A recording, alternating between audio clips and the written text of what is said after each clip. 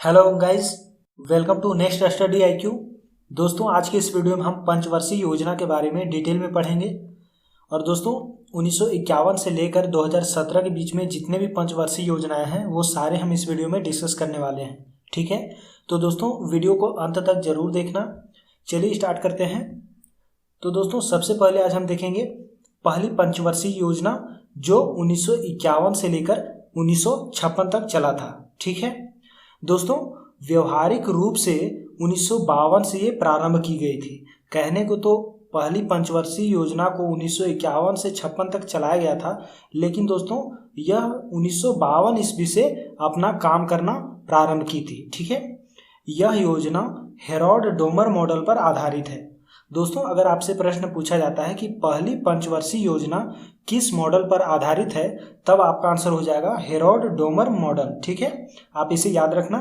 इस योजना में कृषि को सर्वोच्च प्राथमिकता दी गई है और कृषि के क्षेत्र में विकास का जो है ये प्रमुख उद्देश्य बनाया गया है पहली पंचवर्षीय योजना में। ठीक है, इस योजना काल में 1952 में सामुदायिक विकास कार्यक्रम प्रारंभ किया गया था। इस योजना में 2.1% प्रति वर्ष के लक्ष्य के विरुद्ध 3.6% प्रति वर्ष की वृद्धि दर प्राप्त की गई है। ठीक है दोस्तों, अब हम बात करते हैं दूसरी पंचवर्षीय योजना की जो 1956 से 61 के बीच में था। ठीक है, और यह जो योजना है वह प्रोफेसर पीसी महालनोबिस के असंतुलित विकास के मॉडल पर आधारित है। ठीक है, ये इंपॉर्टेंट पॉइंट होगा, आप इसे याद रखना। इस योजना में तीव्र औद्योगिकरण को प्रमुख उद्देश्य बनाया गया था। दोस्तों, प्रश्नों में आपसे पूछा जा सकता है कि वह किस मॉडल पे आधारित है और उसका उद्देश्य क्या है। ठीक है, तो आप 2 पॉइंट पंचवर्षीय योजना के रिगार्डिंग आप तो याद रखिएगा ही रखिएगा। ठीक है, इस योजना में 4.5% के लक्ष्य के विरुद्ध 4.1% की वृद्धि दर प्राप्त की गई थी। ठीक है दोस्तों, अब हम बात करते हैं तीसरी पंचवर्षीय योजना की। ठीक है, तीसरी पंचवर्षीय योजना जो है ये 1961 से लेकर 1966 तक चली थी। यह योजना जॉन सैंडी व सुखमय चक्रवर्ती के मॉडल पर आधारित है। ठीक है, इस योजना में अर्थव्यवस्था को स्वावलंबी बनाने और स्वतः स्फूर्त बनाने को प्रमुख उद्देश्य बनाया गया था। यह योजना पूर्णतः असफल योजना थी। राष्ट्रीय आय में 5.6% के लक्ष्य के विरुद्ध केवल 2.8% की ही वृद्धि दर की गई थी। इस योजना में चीन और पाकिस्तान के युद्ध के कारण प्राथमिकताओं का झुकाव विकास की अपेक्षा रक्षा की ओर हो गया था। ठीक है दोस्तों, भारत और चीन का जो युद्ध हुआ था वह 1962 में हुआ था और भारत और पाकिस्तान का युद्ध 1965 ईस्वी में हुआ था। ठीक है, तो आप इसे भी याद रखेंगे। दोस्तों, हम बात करते हैं वार्षिक योजनाओं की, तो ये 1966 से 1969 में हुई थी, जो तीसरी पंचवर्षीय योजना की असफलता के कारण अर्थव्यवस्था में गतिहीन की स्थिति आ गई थी। ठीक है, इसलिए चौथा योजना को स्थगित करके वार्षिक योजनाएं चलाई गई थी। दोस्तों, आपको तो मालूम ही होगा कि पंचवर्षीय योजना यानी कि 5 वर्ष की योजना होती है। ठीक है, लेकिन जब अर्थव्यवस्था में गतिहीनता आई थी, इस वजह से वार्षिक योजनाएं चलाई गई थी। ठीक है, और कब से कब तक? 1966 से 69 तक, यानी कि 3 साल तक चलाई गई थी। ठीक है, इस अवधि को योजनावकाश यानी कि प्लान हॉलिडे भी कहा जाता है। 1966 में निर्यात बढ़ाने के उद्देश्य से भारतीय मुद्रा का अवमूल्यांकन किया गया था और 1966 से 67 में हरित क्रांति का भी आरंभ हुआ था। ठीक है, अब दोस्तों हम देखते हैं चौथी पंचवर्षीय योजना जो 1969 से 74 में चली थी और इस योजना में एलन एस माने व अशोक युद्ध के मॉडल पर ये आधारित है। ठीक है, इसे तो आप याद रखना दोस्तों। इस योजना में आत्मनिर्भरता और स्थिरता के साथ विकास को प्रमुख उद्देश्य बनाया गया था। इस योजना में 5.7% के लक्ष्य के विरुद्ध मात्र 3.3% की ही वृद्धि दर प्राप्त की गई थी।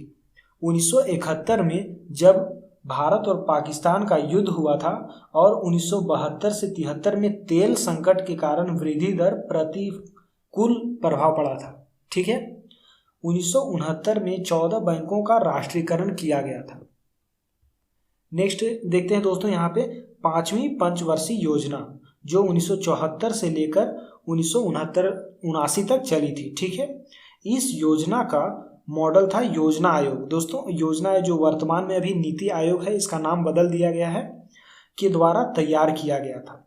अगर आपसे पूछा जाता है कि 5वीं पंचवर्षीय योजना जो है ये किस मॉडल पर आधारित है, तब आपका आंसर हो जाएगा ये योजना आयोग के मॉडल पर आधारित है। ठीक है, जो 3 मॉडलों पर आधारित थी। और कौन कौन सी मॉडल थी? समष्टि भावी मॉडल, आगत निर्गत मॉडल और उपयोग मॉडल। ये 3 मॉडल थे जिसमें पंचवर्षीय योजना आधारित थी। इस योजना में आत्मनिर्भरता और गरीबी निवारण को प्रमुख उद्देश्य बनाया गया था। दोस्तों जैसा कि मैंने आपको बताया कि पंचवर्षीय योजनाओं में उसका मॉडल क्या है और वह किस उद्देश्य के लिए बनाया गया है, ये ज़्यादा इम्पोर्टेंट होता है, तो आप इसे जरूर याद रखना। ठीक है दोस्तों, इस योजना के प्रारूप करता है डीपी धर। इस योजना में 4.4% के लक्ष्य के विरुद्ध 4.8% की वृद्धि दर प्राप्त की गई थी। ठीक है, इस योजना को जनता पार्टी सरकार के द्वारा 1978 में ही समाप्त घोषित कर दिया गया था। ठीक है, और क्यों?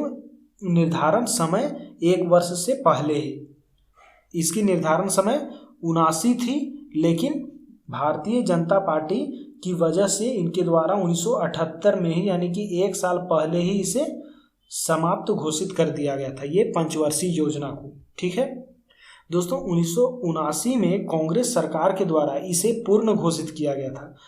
अनवरत योजना जो है रोलिंग प्लान को जनता पार्टी सरकार के द्वारा 1 अप्रैल 1978 से 31 मार्च 1980 तक व्यवहार में लाया गया था। ठीक है, और इसमें भी पंचवर्षीय योजना में भी वार्षिक योजनाएं चलाई गई थी।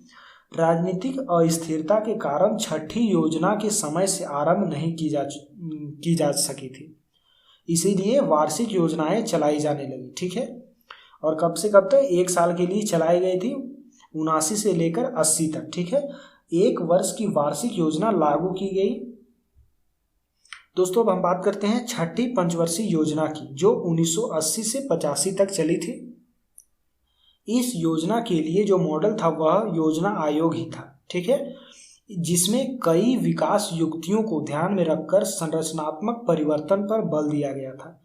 यानी कि इसका उद्देश्य यही हो जाएगा कि विकास युक्तियों को ध्यान में रखकर संरचनात्मक परिवर्तन पर बल दिया गया था। यही है छठी पंचवर्षीय योजना का उद्देश्य। ठीक है, इस योजना में रोजगार सृजन पर बल दिया गया था और कई रोजगार योजनाएं भी आरंभ करी गई थी, जैसे कि IRDP, RLEGP और TRYSEM। ठीक है, इस योजना को 15 वर्ष की दीर्घ अवधि को ध्यान में रख कर बनाया गया था, जिसे दृष्टि नियोजन यानी कि पर्सपेक्टिव प्लानिंग भी कहा जाता है।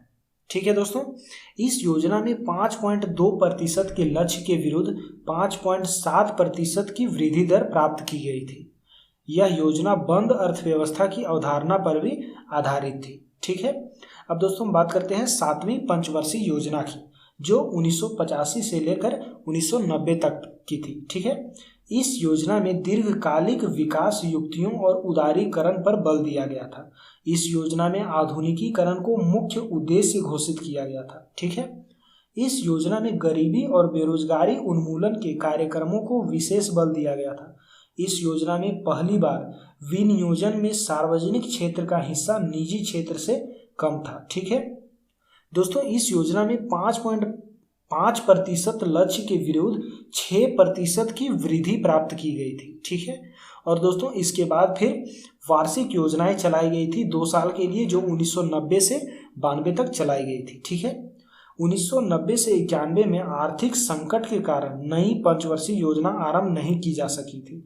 2 वर्ष वार्षिक योजनाएं लागू की गई। जुलाई 1991 में नई औद्योगिक नीति और अर्थव्यवस्था के उदारीकरण की घोषणा की गई थी।